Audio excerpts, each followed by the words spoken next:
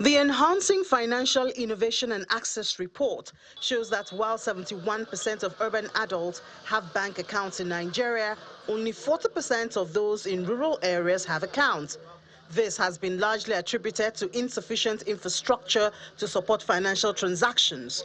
But there are a handful of Nigerians who are reluctant to embrace the electronic world because of charges. Currently, up to about 10 charges are attached to various electronic transactions, compounded by the now introduced Cybersecurity Levy. While the legality of the Cybersecurity Levy is founded on the Cyber Crimes Prohibition Prevention Act, amended 2024, the interpretation seems to leave some gaps. What does the law say? Section 44, subsection 2 talks about 0.5% of all transactions, electronic transfers. But the Act says these transactions should be deducted by businesses.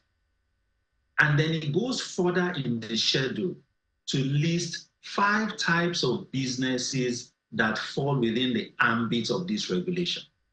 Talks about GSM, internet service providers, banks and financial institutions, insurance companies, and the stock exchange. So these 5 entities are the businesses that are bound by that section 44 sub 2.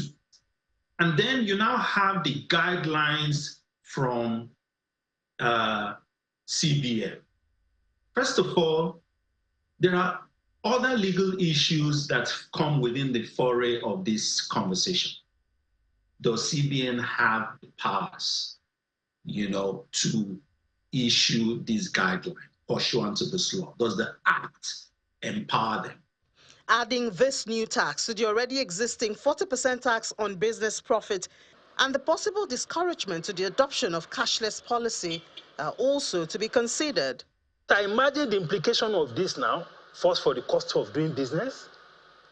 I imagine the implication for what the government itself is even trying to do to harmonize taxes. As at 2023, e-payments data was 600 trillion.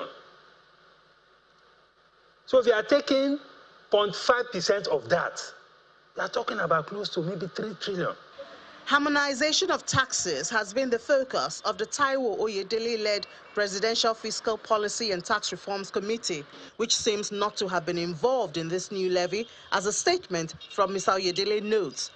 The new Cybersecurity Levy has come to the notice of the Presidential Fiscal Policy and Tax Reforms Committee.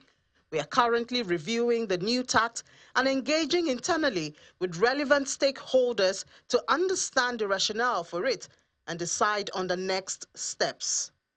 While the CBN has highlighted some exemptions to the application of the levy to include loan disbursements and payment, salary payment, intra-account transfers, transactions on long-term investment, non-profit and charitable transactions, banks recapitalization-related funding, and 10 others, there are questions as to how such transactions can be properly differentiated for implementation, as well as how to avoid abuse. Ini John Mekwa, Channels Television News.